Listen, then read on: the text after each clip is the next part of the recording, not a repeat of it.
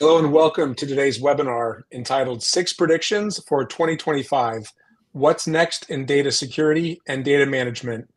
I'm Jared Ruckel. I'll be the MC for your session here today. And this is an annual thing we do here at Cohesity where we get the best and brightest minds here at the company to get on our crystal balls and gaze into the future and predict a few things that will happen in the coming year. And so we've distilled a lot of those predictions down to six that we think are going to be most relevant and most impactful for all of you. And we thought it might be fun to get some of our best and brightest minds here at Cohesity as well to take you through some of these things. And that's what we'll do during the agenda here today. We've got six predictions. We'll run through them.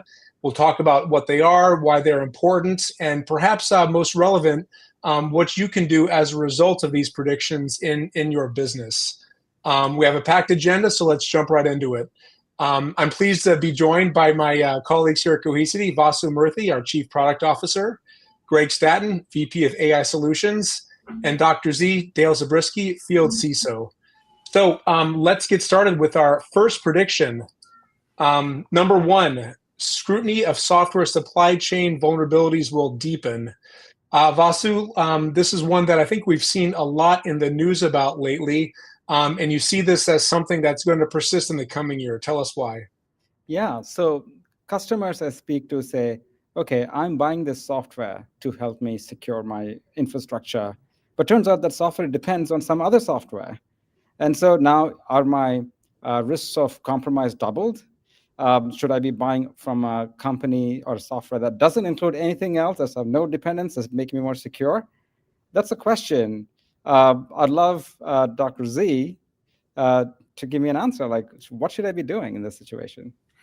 Well, you're exactly right, Vasu. It's an exponential type thing where there's so many links in that chain around vulnerabilities with supply chain as far as software is concerned. In fact, especially for the smaller organizations, the SMB market, over 60% of those organizations have experienced ransomware through a partner of some kind, because that's certainly a path of attack. You look back, one of the biggest things that happened in the last decade was the Target breach, which was an HVAC contractor that got breached, and then they got in that way. So we think of these connections as being kind of benign, but in reality, there's more and more opportunities for bad things to happen. More recently, the SolarWinds attack that took place within the 2020 or 2020.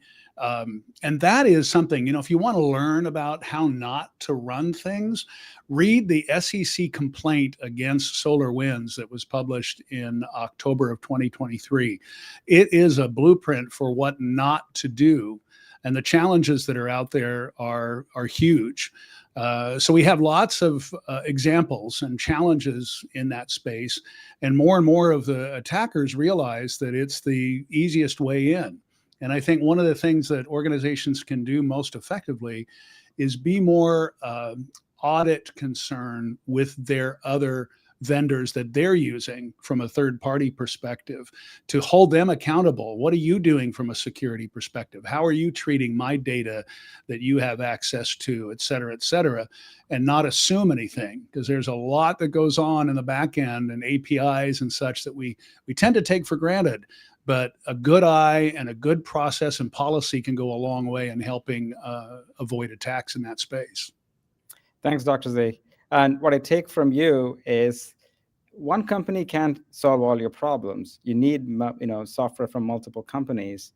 But if someone is embedding a code, they need to be running the code in a secure execution environment. Turns out the device that you most rely on, your phone, there are 1 million applications on that phone. That could be probably the worst supply chain attack there could be. But you never hear that because there's a secure execution environment on the phone. So buy products that have a secure execution environment. If they're embedding any other code, turns out every other product is embedding either open source or some other code. So if you don't have a secure execution environment, don't go near that software. Agreed. Did I say that right? Awesome. Thanks, Jared. Let's go to the next prediction. Yeah, great discussion. I think that this sort of your software coming from many vendors is just a fact of life, and there's really no scenario where you can just rely on a single vendor in any meaningful context. So All right, good stuff. So number 2, AI will expand the cyber.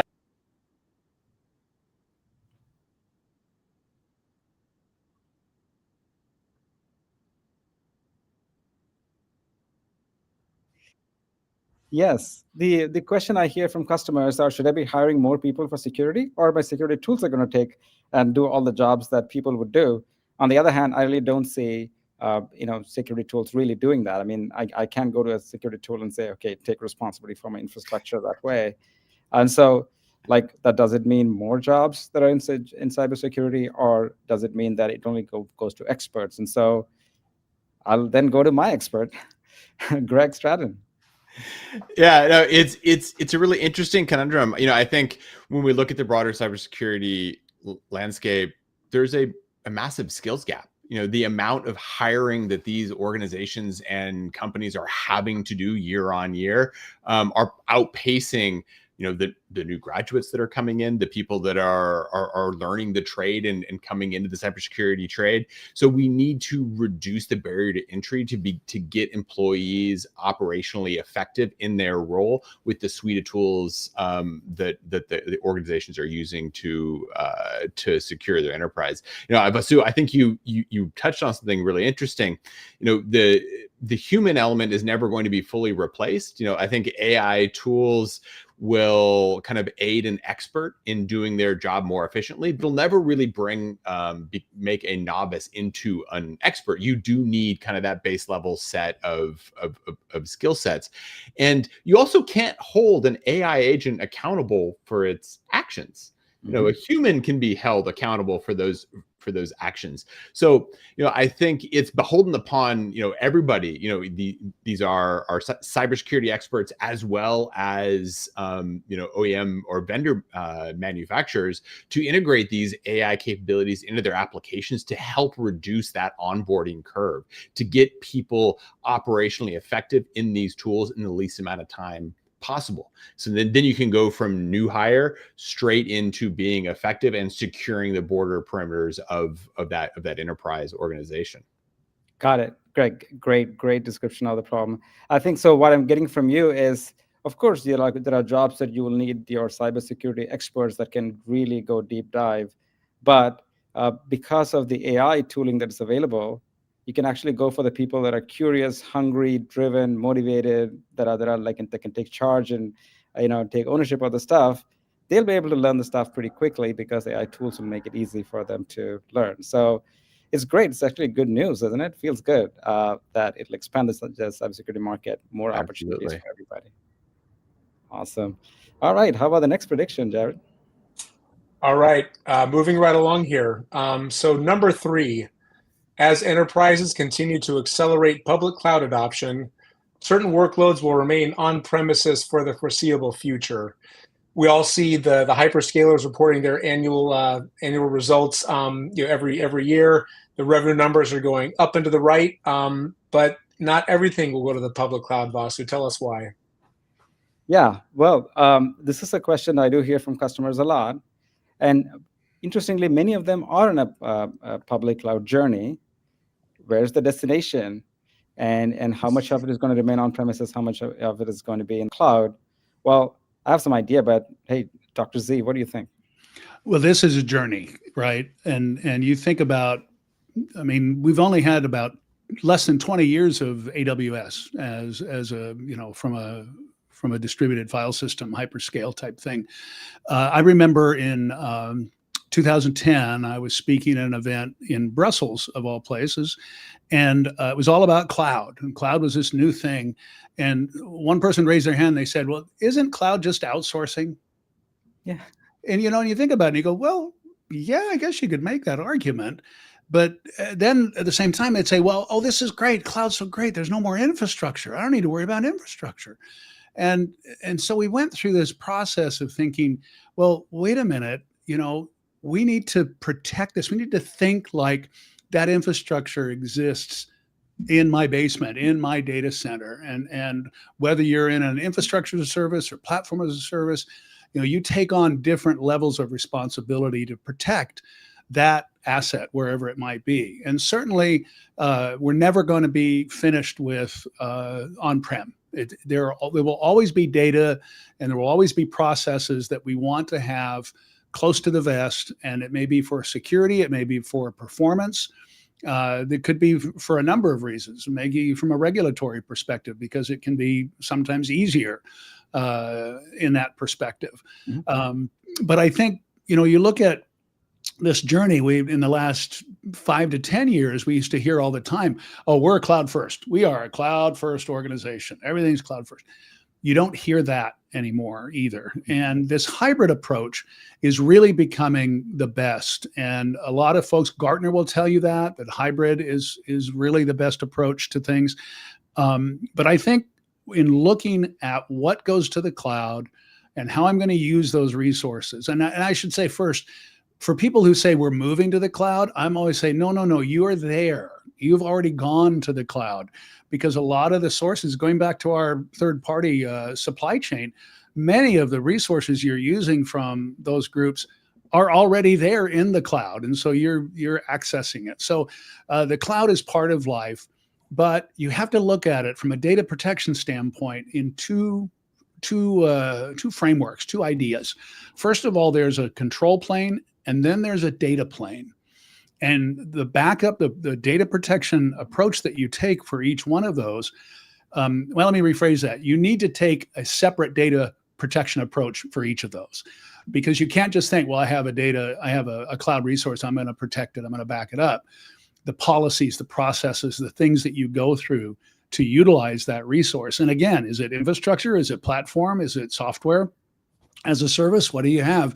You need to decide what is most important and how you're going to protect and make recoverable those policies and processes and procedures. And then you're going to have to figure out what's the best way to protect the data, because you may be using a platform somewhere in the cloud and data is on-prem, or vice versa. So there's lots of different variations that depends on your risk appetite, what kind of data it is, what industry you're in. There are all sorts of things that you need to think about. But the on-prem is going to be here to stay, I think. And organizations that will take a good hard look at what data, what am I responsible, what kind of compliance, regulatory reporting rules do I have, how sensitive is it, et cetera, and then looking at it from both a control and a data plane are going to be the most secure going forward. Thanks, Dr. Z. So summarizing, there's going to be adoption of the cloud that's ramping up, no doubt. But there's still going to be a lot of workloads that are on premises. And to really manage everything well, you need a product that can support both. So you need a product that is hybrid, that can protect data that is on premises, that's in the cloud, that's in SaaS data sources, and be able to apply uniform compliance and management across all of them. And if I could add real briefly, I think what the maturity of the cloud today gives us the capability of having a distributed file system and laying a logical control plane on top of that and exploiting, and I use that term positively, APIs to manage all the data wherever it might be. And so it's very attractive. And, you look at the cost factors and you figure that out. But we are at a maturity state to where it can be very, very beneficial for organizations. But it has to be a data first. It's all about what's my data, how important is it to me, and where am I going to keep it and have the best protection. Awesome, thank you, Jared. Let's go to the next prediction.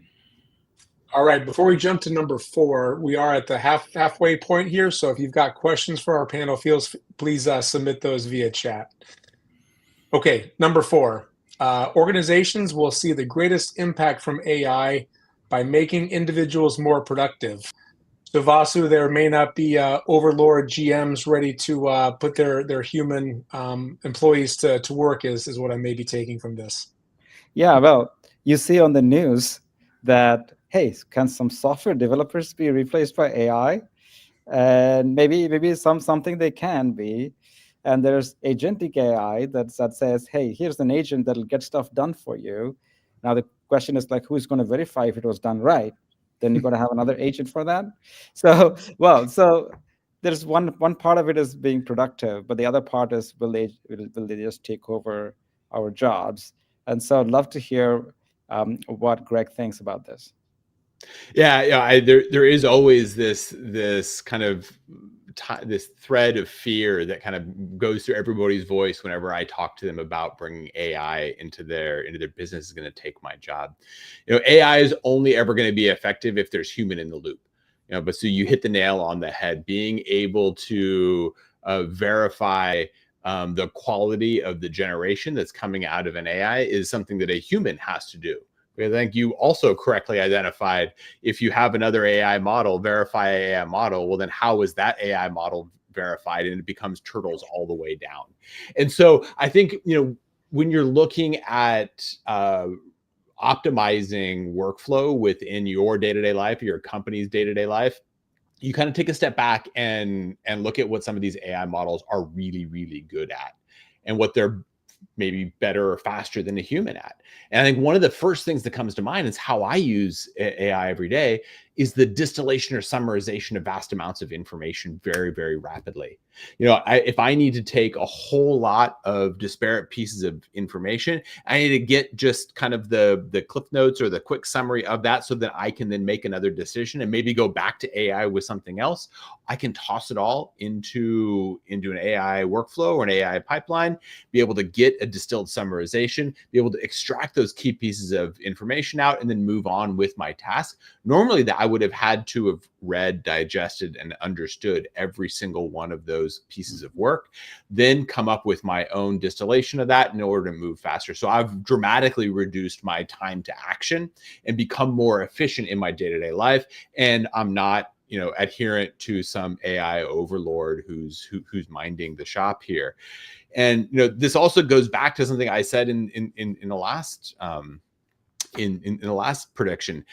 AI will make an expert more efficient at their job, but it will never turn somebody who's a complete novice in something into an expert. And I think this kind of parallels back into this. You will need humans in the loop. You will always need humans in the loop. But there's a lot of tasks that we all do every single day that are either very repetitive, very routine. It's a lot of that work process automation that we did in IT, 15, 20 years ago. It carries on because we have more compute power, we have more pattern matching power, and we have more inference power from the AI model. So it's about finding those use cases and optimizing AI to address those. Yeah, Greg, great insight. I mean, the two things come to mind. One, I heard one of my friends who was trying to teach someone to write, and he said that the person was a poor writer, but now with AI, they can write beautifully written garbage.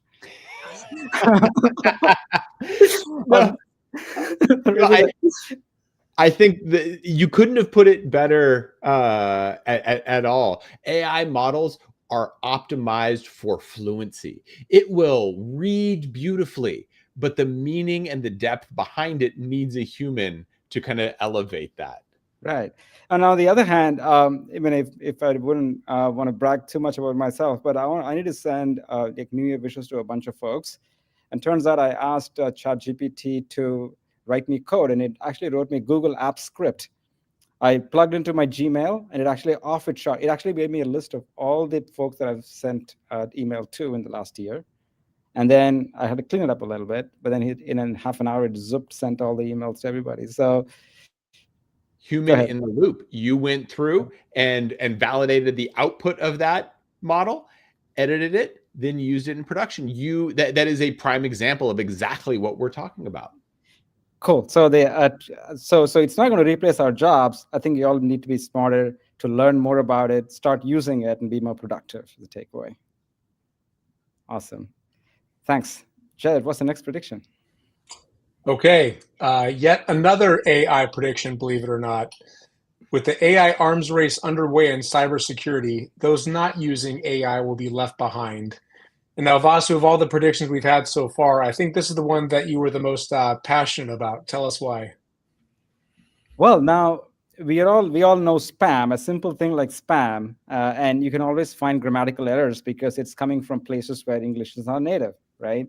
It was such a good dead giveaway. But with these LLMs, I mean, they can write better than I can if you have the right intent behind that. And so it makes me afraid. Like, how are we going to keep up with all these changes in AI? And can AI detect that it's an AI? Right? So can AI detect that it's something that's been generated by AI and not real? And how do we really go solve the problem?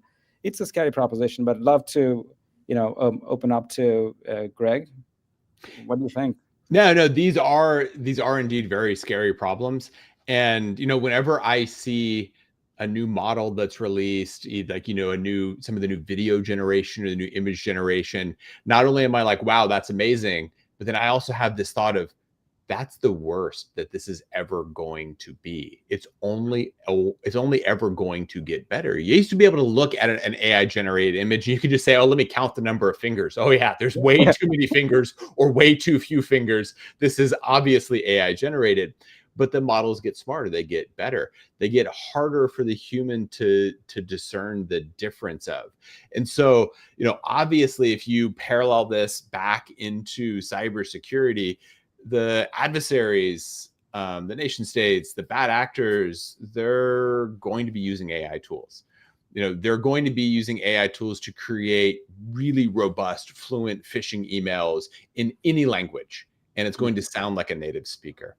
Yeah. And they're going to be using AI agents and bots to amplify the attacks across these, because now instead of just having, the same script hit the same kind of tree of actions, these tools can then now morph and change in an on-demand fashion based upon what's happening. So the only way to combat this is to use AI tools yourself to help combat against AI tools. And I think there is a lot of research now in academia and across people that are way smarter than me on using AI to identify other AI generated content or other AI generated signatures so that we can have some better line of defense on classifying incoming pieces of information, data, or actions to see whether or not this is human or whether this is AI. I mean, this is now, we're staring down the barrels of Blade Runner at some point here. But I think, in all practicality, look at leveraging AI again to help optimize your day-to-day actions, because if for nothing else, the adversaries are doing it. And if you're not doing it, you're being outgunned. Absolutely. Yeah, Greg. And how do you think a customer should go about making sure they're using the best AI? Very carefully. They should go about it very carefully. No, in all seriousness, I think with a lot of AI tools out there, people get overly excited about the demo. It gets over sensationalized. And I think we all know how to evaluate tools and services. We've been doing it in the enterprise since the dawn of enterprise. And I think stick to those core principles, come up with rubrics on how to evaluate the tool against your needs and actually properly evaluate it. Don't just kind of pick something because it was the first one that you saw, or because, hey, this ad really spoke to me. It was probably used AI to help generate that ad to be very targeted specifically to you. So you need to kind of divorce yourself away from some of those marketing tactics and get down to the kind of the core basics of building proper evaluation frameworks to evaluate tools that you're onboarding. This is no different than picking a new operating system, a new cloud vendor. Same thing. Right on target. Thanks, Greg. So Jared, what's our last prediction? Yeah, last prediction and also last call for questions in the chat. So number 6, global regulations will force companies to be transparent about their cybersecurity posture. I think it's fair to say there's never been a more complicated regulatory environment than that a lot of organizations are looking at in 2025, Vasu. In fact, so there's a reporting requirement on organizations, but one of the things, just even a few years ago, a data admin would be scared to admit they've been attacked. Right? There's a fear that, hey, the attacks are happening because of something they didn't do or did wrong, or something they didn't do. Of course, there's a lot to be done to secure data. But what is in this entire chain of, first of all, like making sure any attack gets at least known by the company themselves. And then, of course, they have to report it. Of course, before all of that, or even after that, make sure it doesn't happen again and do the best security measures. And so, Dr. Z, how do you think these companies can become compliant with regulations and also protect themselves? Well, it is a challenge. There's no question about it. And then to the point, it's only getting worse. But the stigma of being attacked is really going away. It's the stigma of how you respond. Because everybody's getting attacked. And just because you were attacked, you're not so special. But how you respond and how you communicate that response makes all the difference to your constituents, to your partners, to your investors, and primarily to the customers. The things that have happened over the years. Globally, Europe tends to lead the way as far as regulations are concerned, and then it kind of ends up in America and other countries. We're right in the middle of the start of DORA right now, which is really driving a lot of this reporting. The NIS2, which is the Network and Information Security Directive that's also in Europe, is coming out. From the Department of Defense, we have the Cybersecurity Maturity Model. There's all these different things that are upon organizations now, the sticks basically, instead of the carrots, to communicate. And it's really, really a huge challenge. Canada in 2022 estimated that there was almost $500 million of cost because of ransomware attacks and cyber attacks. But they added, when they made that statement, that that's probably 5 to 10 times that because of the lack of reporting. So, one of the things the Securities and Exchange Commission did in October of 23 was put out this requirement for public companies that if it was a material breach, and so materiality is all based on severity and how much data, what data was put out, but basically it comes down to how much of an impact is that going to be on the business, and can investors trust the response? And so they put a 4-day reporting on top of public companies. The Securities and Exchange Commission did, and it went into effect in December of 2023. What's interesting about it is that the ransomware group Black Cat, also known as ALPH-V, had attacked a group called Meridian Link, which was a company on the East Coast of America, and they didn't report that they had this breach. And so ALPH-V, Black Cat, went public and said, hey, we attacked these people and they didn't report, just to turn the screw some more. Yeah. And I think that that's indicative of the situation in ransomware, especially, is that the bad guys are going to use every tool necessary, every tool available to really drive the aspect of compliance to their requirements, right, to their ransom. What's fascinating about that is that there was no encryption involved. It was strictly blackmail. And so the reporting is really important because not only is it important for your business, but bad guys are now taking advantage of that. So if you have in your head that the ransomware groups are some bunch of guys and gals sitting in black hoodies in a basement somewhere with a laptop, forget it. This is a business. It's all out in the open. They're very, very aggressive, and anonymity is and attribution is anonymity is great, and attribution is difficult on the internet. And so the key is really knowing what is happening. And I'll end with one thing that I tell customers a lot is you talk to the practitioners, the people that manage the data or back up and protect or in the security space. And I say, how can you control the narrative, help your customer, help your business control the narrative should an attack occur? And they all kind of look at me like, well, I don't have any responsibility. I'm not the PR person. I don't do that. And I say, well, wait a minute. It's all about information. It's all about being able to tell your company, the leaders of your company, here's what happened. This is how they got in. This is what they did. This is what they took, et cetera, et cetera. And so it behooves, and it's upon the technical folks, the IT department, both from infrastructure and security alike, to know what's happening and to be aware of anything that's happening in their space, to be able to report to their leadership, here's exactly what took place. Then that way, the business can control the narrative, can also comply better with the regulations that are out there, and in the long term, it's much better for everyone involved, for the business, for their customers, for the regulatory issues and everything. So don't think just because you're in a technical space that you don't have any control over it. You have a lot of impact by really communicating, what may have taken place should an attack happen in your space.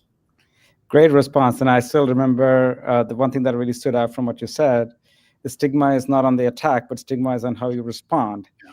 And so the call to action is, practice getting comfortable with being transparent, right? I think every company owes it to themselves and to the regulators and to the public that they know how to deal with an incident in full transparency with the right amount of data, without being afraid of what the stigma is of the cause of the attack, but then to really handle it really well and make it right, both with compliance as well as with the people and investors and the owners of the company. So great insights. Thanks, Dr. Z. So Jared, there you have it. Yeah, fantastic discussion. Now it's time to wrap up. So thank you, Vasu. Thank you, Greg. Thank you, Dr. Z, for all of your time and attention. And thanks to all of you in the audience watching online for your time and attention. There's lots of great information we have about these 6 predictions in an ebook. We've packaged them up for you with all kinds of details, context, and a lot more richer information. What you've heard today is just a small slice of the insights we've got for you. We want to help you be prepared for what's ahead. Check out the ebook, lots of good stuff that's there. So thank you all for your time and attention. You can stay up to date by following Cohesity on your favorite social channels. That's all the time we have for today. So thank you and see you next time.